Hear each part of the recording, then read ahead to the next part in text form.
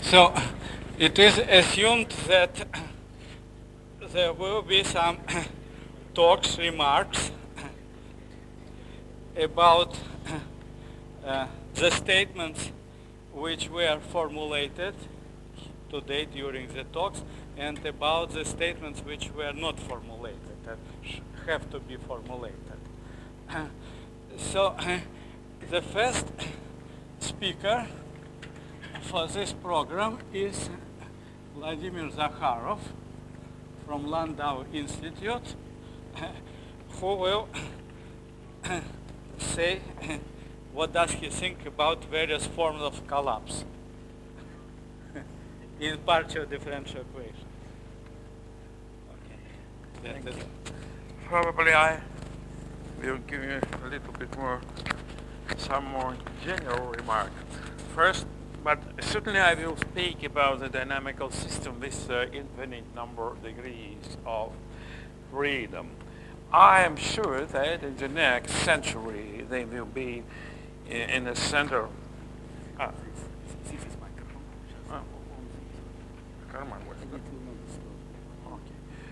All right, thank you.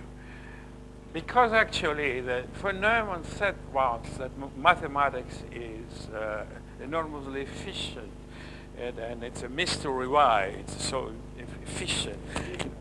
I'm sorry, yes, Wigner, excuse me. Eugen Wigner said that.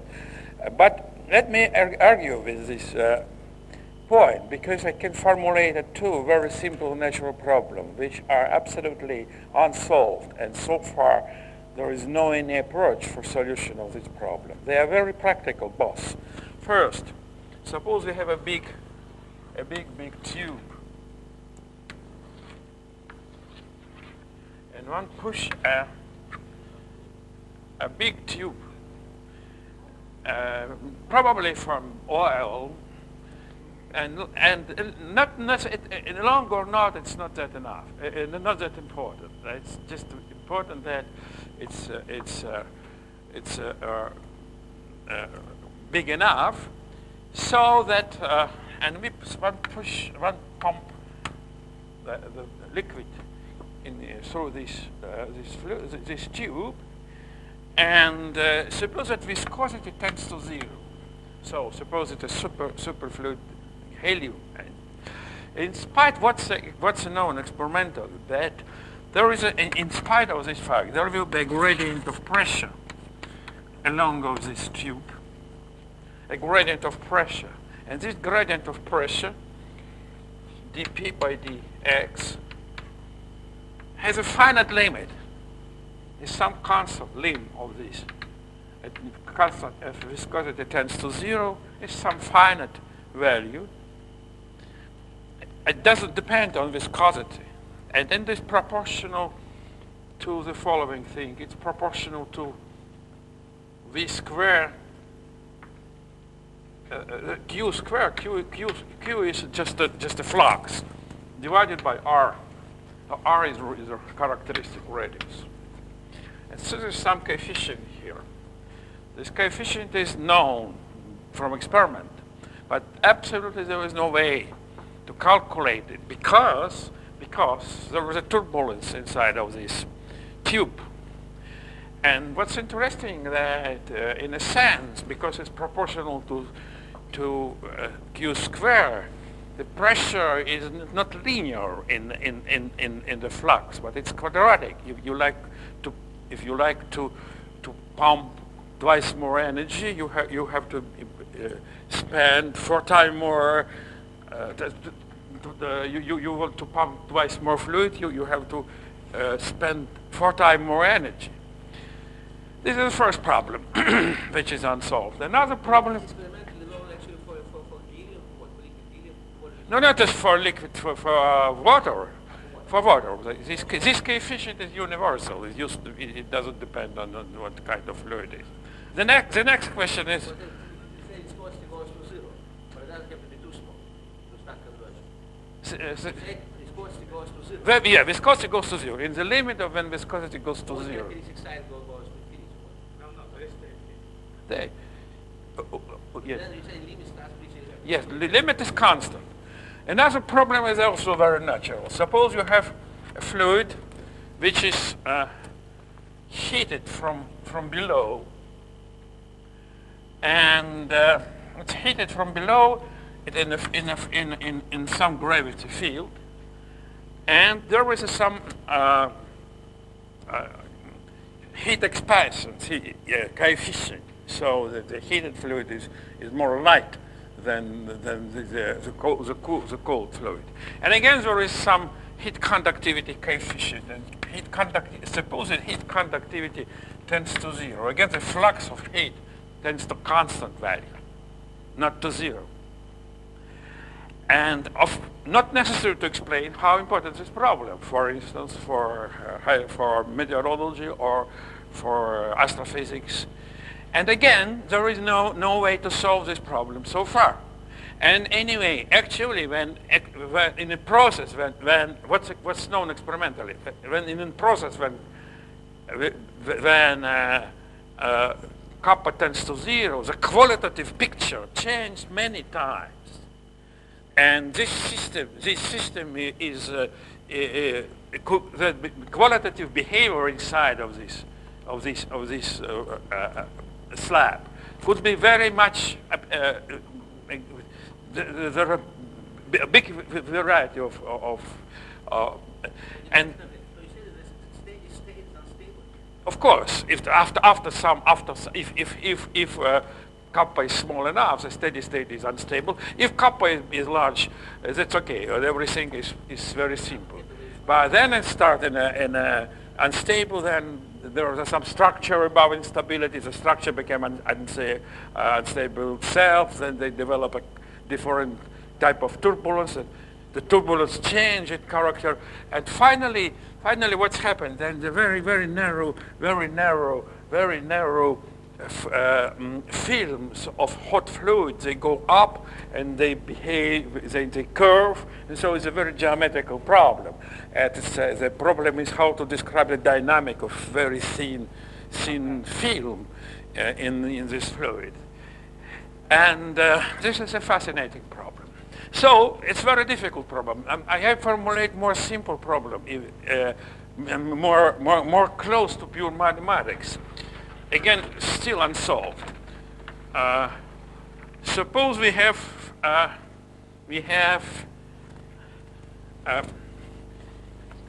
fluid in a just ideal fluid with no gravity, with no viscosity, nothing, just a ideal fluid put in outer space, without gravity, without anything. And suppose even that, no viscosity, nothing, but suppose even that the motion is potential, it's very simple motion. And the problem is, suppose we make some push, so we created some initial perturbation. What will happen? Will the problem smooth or not? The conjecture is not. And again, it's possible to. Recently, we solved this problem in some very special case when in the moment of typically the behavior is following. It will produce an outburst, produce some kind of spray in a finite time, and it's difficult to solve this problem in the general case. It's so far impossible problem. Recently, with Kuznetsov, we solved this problem in a very special case that when in the moment of collapse, the surface is flat. But of course, motion happens here. So we used expansion in the small parameter, which is the angle. And so it's happened that it was a kind of well, then well is filled, and when the surface becomes flat, at some point they produce the outburst. Yes, it's a finite time singularity.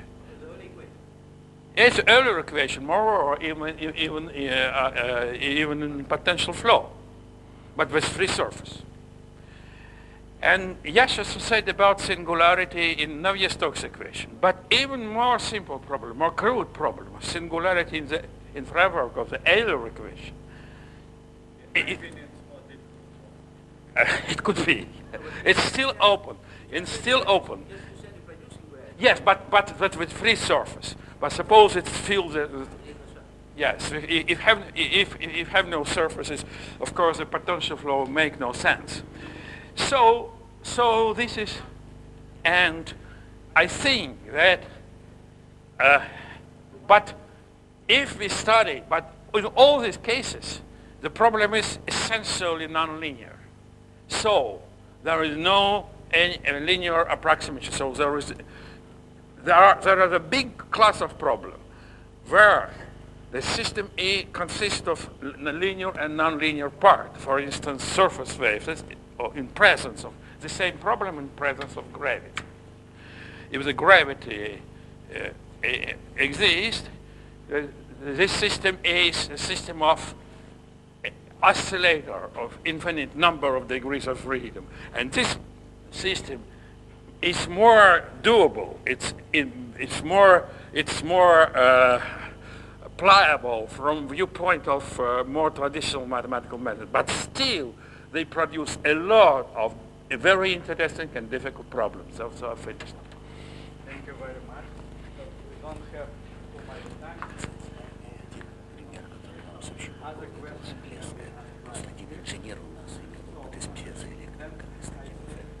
Серьезно? Окей. Я должен. Who can say interesting things about Euler equation, which was mentioned by Valery?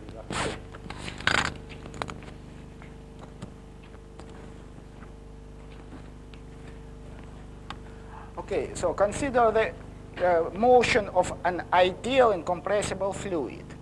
Now, ideal incompressible fluid is in fact very slightly compressible and slightly viscous fluid.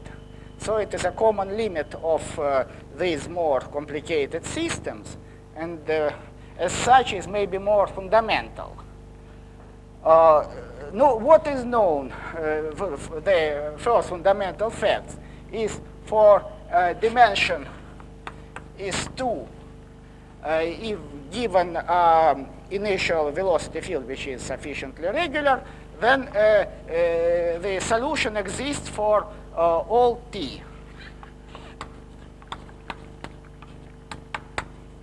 So solution exists globally. Now if we consider the motion in a bounded domain, for n equals 3, its solution exists for module t less than some time. No, actually this time where the solution exists by sure is the time when nothing interesting happens. Therefore it still exists. Yes, and what is later beyond this time, it is unknown. So these two cases are fundamentally different, and the connection with dynamical systems, more or less non-trivial connections, are known to me only for this case. So let me restrict with two-dimensional motion.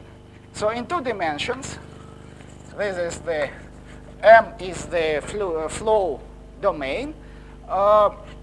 This is actually an infinite dimensional mechanical system whose configuration space is the group of volume preserving diffeomorphism of this domain, and the velocity is velocity field. So the state of the fluid is given by the pair G and U. Here is G is element of this group, and U is a vector field, which is incompressible and tangent to the boundary. And we have everywhere defined in the space of smooth diffeomorphism velocity field, everywhere defined dynamical system, which I am not going to write because it doesn't help. So now we have meaningful dynamical system in this phase space. And the problem is, what are the properties of this dynamical system? All the questions which may be posed for dynamical system may be posed here. No, first of all, what are the geometrical properties of this space, of this configuration space, diffeomorphism group? No, the first result, which is one that was obtained only recently, that diameter of this group is infinite if n equals 2. This was proved by Eliashberg and Rato in 1990.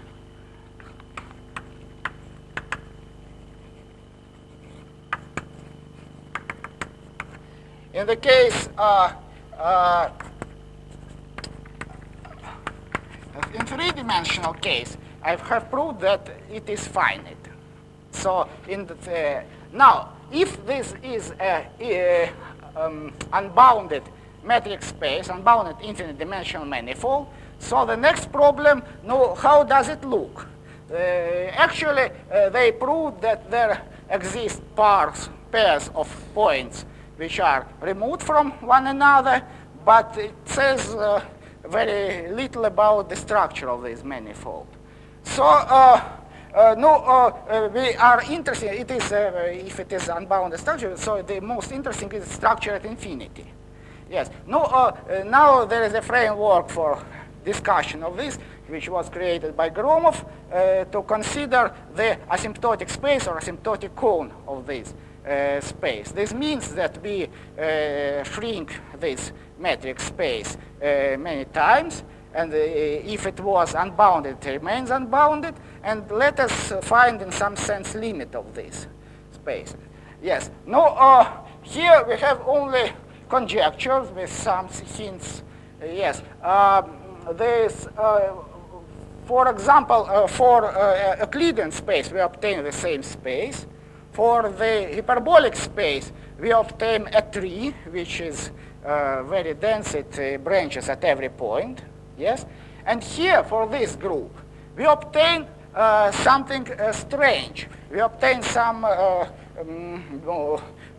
coincidence. There are some parts, subspaces, which have the structure of tree, and some parts which have the structure of linear of Banach spaces. And they are very complicated, in a very complicated manner, joined in this space. So we have some very interesting space. And the problem is, what is the asymptotics of the geodesics in this space?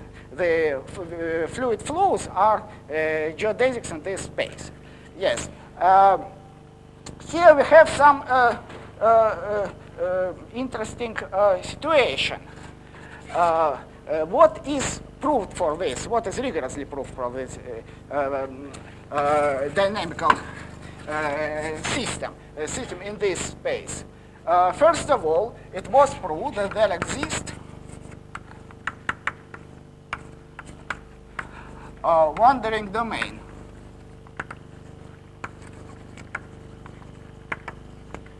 There exist wandering domains. There is Nadirashvili. This means that there exist domains that are driven by the flow, and they do not return back. So intersection of the image of this domain with its initial domain is 0 after some time. So this is, here we have, excuse me? It stays 0 after Excuse me? It remains 0 after some time. Yes, after some time, the intersection remains 0. Yes. The next result.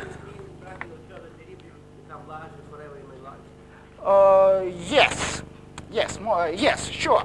Because there is no way to go very far in this domain M, but there we may go far in the yes, in the derivative space. Now the next result is that there exists a Lyapunov function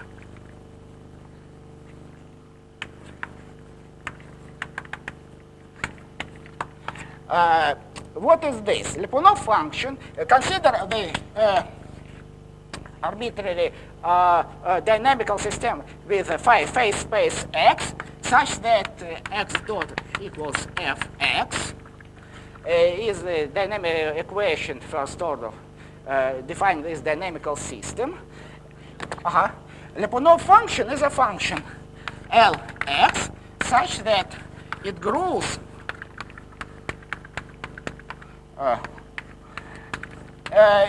along every trajectory. So if we have such a Lyapunov function, this means that we have in some sense the dynamical is trivial. That almost all trajectories, or typical trajectories, are going in the direction of growth of this Lyapunov function, does not return. So there is no cycles, no non-trivial invariant sets, and so on. This means the conjecture is that in this dynamical system, it has very few or even no closed orbits, and in a sense it's trivial. Yes, but this is only if we look at the behavior of this system in this phase space. But we can consider only the vector field, velocity field. In a sense, it's one component. Yes, in this component, the behavior is believed to be, and this is a problem, quite opposite. Here, in the space of velocity fields, we have some very strange attractor, which is some infinite dimensional set consisting entirely of fixed points, of stationary flows. Yes, and the conjecture, which is maybe exaggerated, but it's close in spirit to what physicists think, that the generic flow tends to this attractor. Either it tends to some point of it, or it tends to attractor and moves very slowly. It is not. It is compatible because this Lyapunov function is defined in the phase space with element G and U. Yes, and we observe here only U of P, only one component. Yes, yes. Why it is compression here? It is compensated by expansion in other direction, because the diffeomorphism group is very fast growing at infinity, and so there is plenty of space where to spend the entropy. Yes, and so all this stuff is now in the state of hypothesis and very few results, but I think that it has some future. Thank you.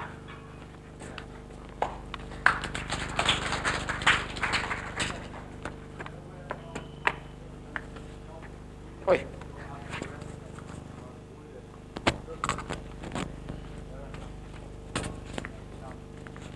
Related to their talks or questions.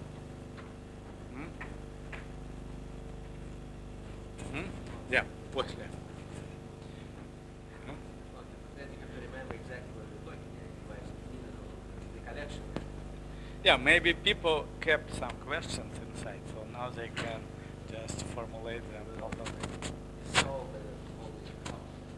Okay, if not, then maybe Professor Hofer can explain again his result to people working in dynamical systems so that they can really see what was actually proven. Well, well, I was, of course, a little bit under the time frame.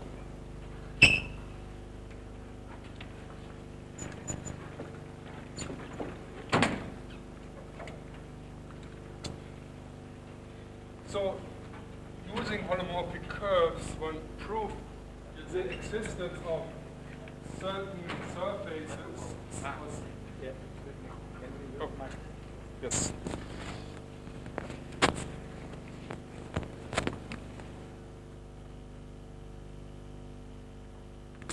Okay, so using holomorphic curve methods, I said, well, I stated a theorem which tells you that in the complement, that if you have a generic Rebbe vector field, then in the complement of a finite number of periodic orbits, you can make a foliation which is...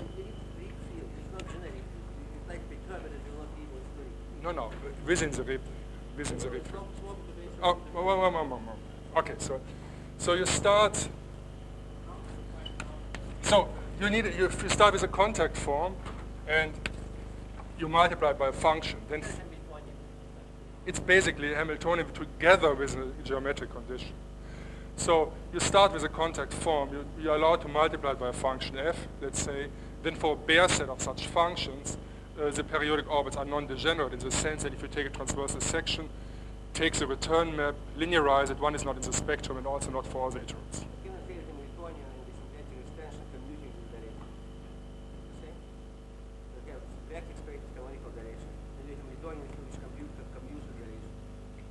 You can find a Hamiltonian which computes with that is you can you could find it. You have an energy surface. You could find Hamiltonian having as an energy surface commuting with a relation that would be equivalent. So now let me formulate now in dynamical terms, forgetting about the method using holomorphic curves. In the case of S3, what the conditions are, and then let me comment how you could generalize it, because otherwise it gets a little bit out of hand. So we consider contact form of this type where this is a standard contact form, and we were on S3 and we look for the dynamics of the associated Rebbe vector field, which is defined by these two conditions here. So now we want to generalize the notion of a surface of section. So in this case,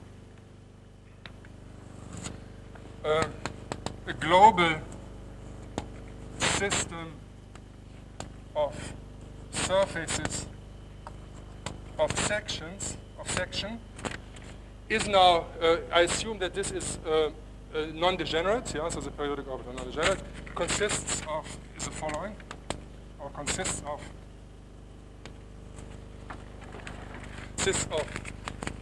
a smooth foliation of dimension 2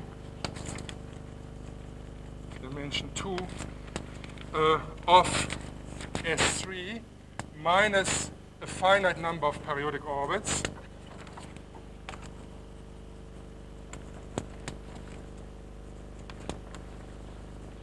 which has a certain number of properties.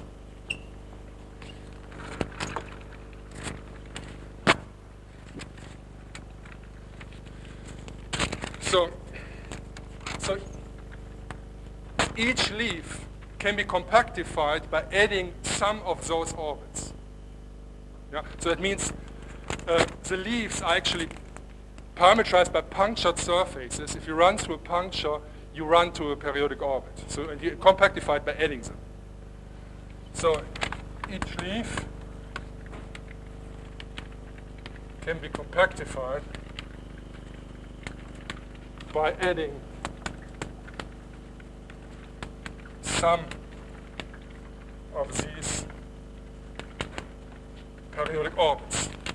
Then a leaf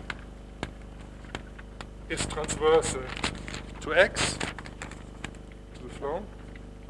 Then near, so let me call them here spanning orbits, for obvious reasons. They span the surface. So near a spanning orbit with,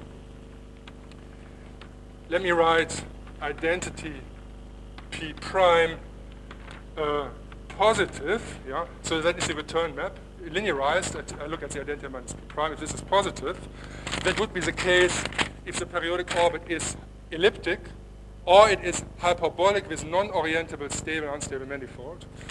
Then the foliation looks like this topologically. This here is a periodic orbit coming out of the blackboard. Suppose this identified with the beginning, and that is a trace of the foliation. Then if, so A be near a periodic orbit with this negative, which are precisely the hyperbolic orbits with orientable stable unstable manifold. The picture is like this for the foliation, topologically.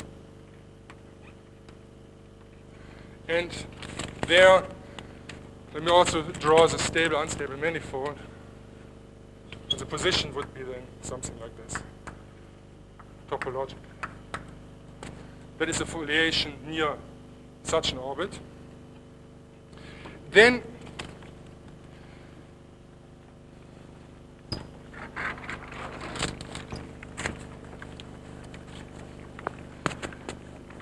so I think one has to impose the following, namely, suppose you have an orbit which hangs around this for a long time here. Then principally, of course, it could run along this periodic orbit here which comes out, and so it hits, is transverse to the surface, but it doesn't go through all the surfaces. I think that is... Yes. So the vector field would be transversal to it, but it could be that it's sort of, they have an orbit which sort of closer and closer goes to it. Perhaps, well, it takes maybe some time because it's linearized, it's hyperbolic, but so it could, now it goes in this direction so that it doesn't really go around.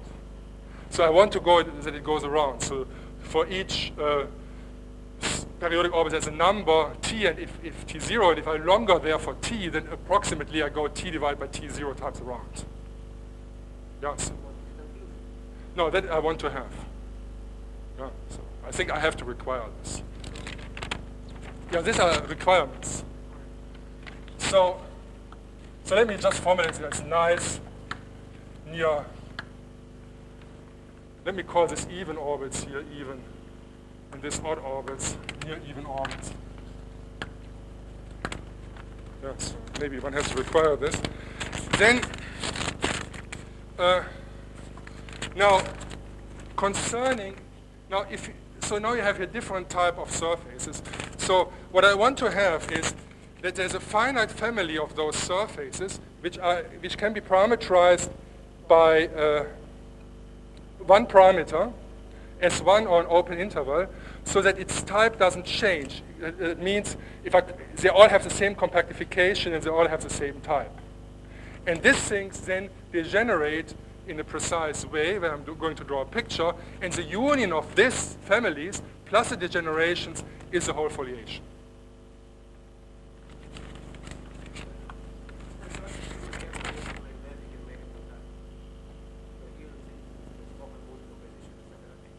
Yeah, I think, yeah, it is, for example, true if you have, for example, an open book decomposition, then you can definitely find a context structure where the binding orbits are periodic orbits and the real vector field is transversal. That's true. So I think it might be even true under this more general conditions. So if you have a surface of section, globally, that's possible.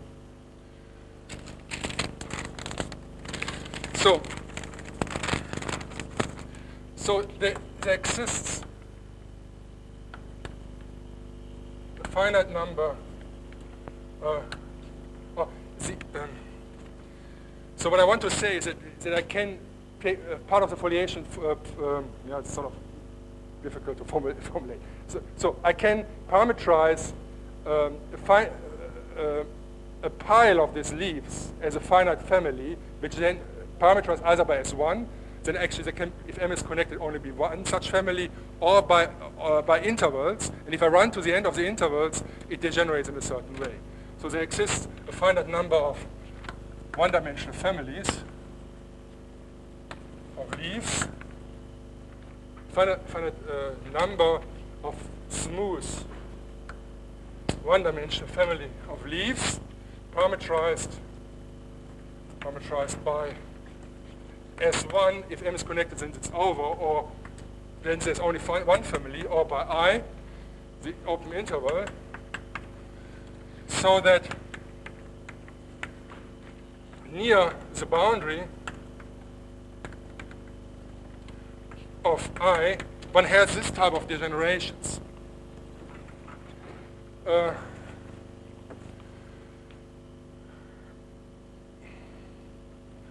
Maybe I could even require more, but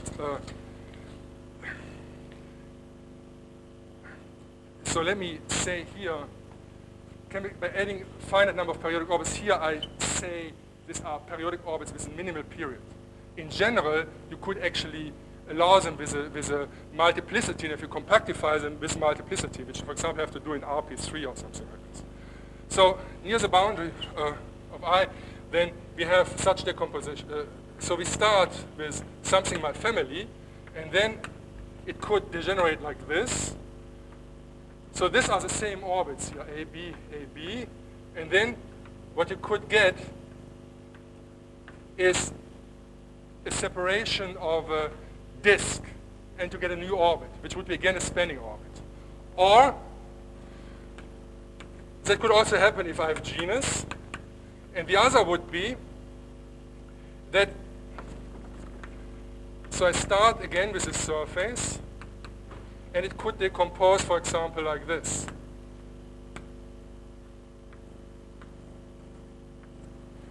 In two parts always. Yeah?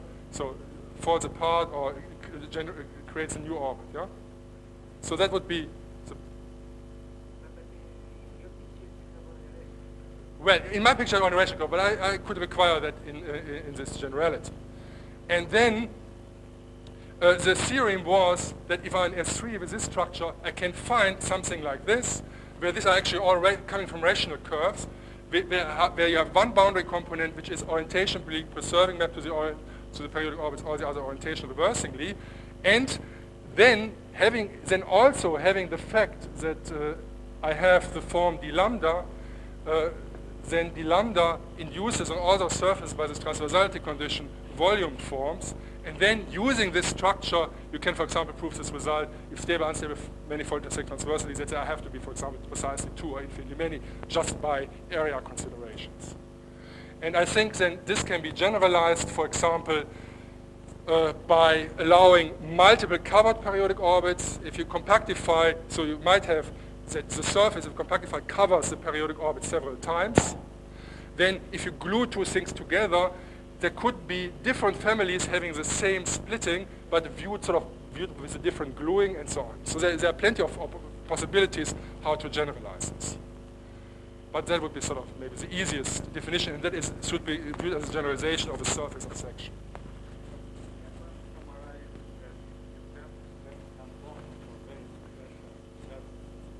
Yes. Or a little bit more general, I mean, if I would have a surface of section, I would have only, I mean, the whole thing would be foliated by the same type. But I have this possible degenerations because what actually is the only obstruction to the existence of a surface of section is you start with such a surface, and if it would be a global surface of section, you could move it by the flow and it would exhaust the space. However, then, the obstruction is that you have some periodic orbits there which don't go through this and it decomposes there. And then you just have to compile this in a sensible definition, and that can be proved that such things exist.